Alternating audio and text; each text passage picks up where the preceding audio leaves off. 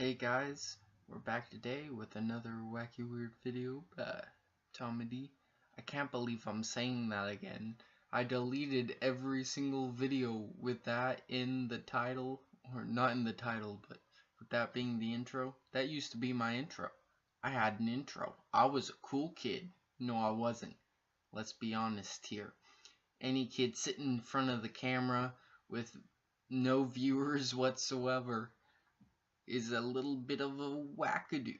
So I'm okay with being a wackadoo, don't get me wrong, but we're gonna talk about something else other than YouTube and wackadoos. You know, we're gonna be talking about education.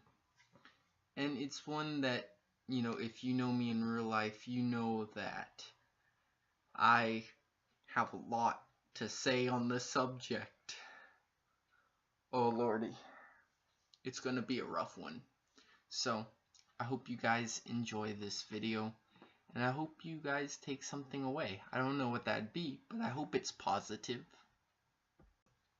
Okay, normal flow of education. Well, you got preschool, which I think is the optional. You know, it depends on the person, but you know, that is the beginning for schooling. So you got preschool, then you go into kindergarten, which is, you know, a time just to prep for what the rest of your schooling will be like. It kind of gives you a little dipping of the toe into the kind of setup of the next good 12 years of your life. Not good 12 years, but 12 years of your life. Then you go into elementary school. Things are different. You're starting to have a little more responsibilities. Then you get into junior high. You got even more responsibilities. Then you get into high school and you have a crap ton more responsibilities. And then you go into college where you're really on your own. You may get a little help from your parents or, you know, people who support you, but at the very end of the day, you're usually having to make all the tough decisions on your own. My education. Wow. Let's begin that talk. So, although I had issues in junior high, it didn't really start to happen until high school. And what I mean by that is, I had a normal education flow. You know, we discussed that in the last clip, and it changed when I got into high school. I had 3 ninth grade years. One of those years I went for a day and then never went back. The other year I went for the first semester, then never went back. And then the third I went for a little bit over a quarter, I think. It was around the time of homecoming when I left. There's a whole story behind it, and we're just not getting into it today. So, yeah, I was having issues, and recently I started independent studies. I'm not, you know, letting someone teach me. I'm doing this myself. I'm working. I'm putting the effort in, and I think that's more honorable than anything. But, you know, there are alternatives that work. You're not, you know, forced to go to public school. Now, it is legal, you know, you have to go to school. You have to get an education up to a certain point. And it varies between states, but, you know, for where I go, you have to be 17 to drop out. But, yeah, I mean, that was me. I really had a rough time. So, we're gonna start talking about why I'm talking about all of this. Okay, so the why. Why are we talking about this? There is no singular way to get an education. Some of our greatest minds were self-taught.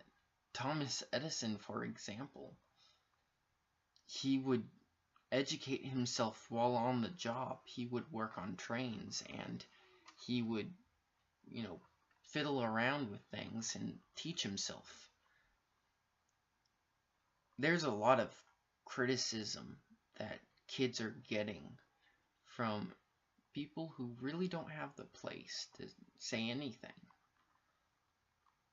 We're so full of ourselves and our own lives that we don't see that our lives are not the lives of someone else. Now, there are other reasons for a kid to need to leave the situation they're in, at schooling situation, whether it be private school or public school, or just like school with other students. Like, it's not just what I went through with IBS and my panic attacks. There are other reasons, and we really aren't being understanding of that. Because I know I got a lot of criticism from a lot of people that I respected, and I never really stood up for myself. There are times where, I'll think about these people who, I see often enough. I could really say something about the way I felt from, how they treated me, and I still don't. But there's someone out there who's dealing with this kind of stuff, and they're feeling like there's no hope. They're even considering hurting themselves or others because of all of this. Sometimes all it takes is putting them in a new environment, a new situation. We're not saying, let your kids not get an education. Let them, hurt themselves by staying ignorant and not giving themselves the education they need to be able to get a job. We're saying there are other ways for them to do this, and they can still be successful. And a lot of this ignorance comes from people that don't have the place to speak. It is a kid and their parent, or parents, that have this conversation. It's not up to you. If you're not in that inner circle of kid and parents, it's not your place to speak. And I know that, there are times where these parents who are talking to their kids about this are really stressed out, and they go to their friends, and that's, something that, listen to your friend.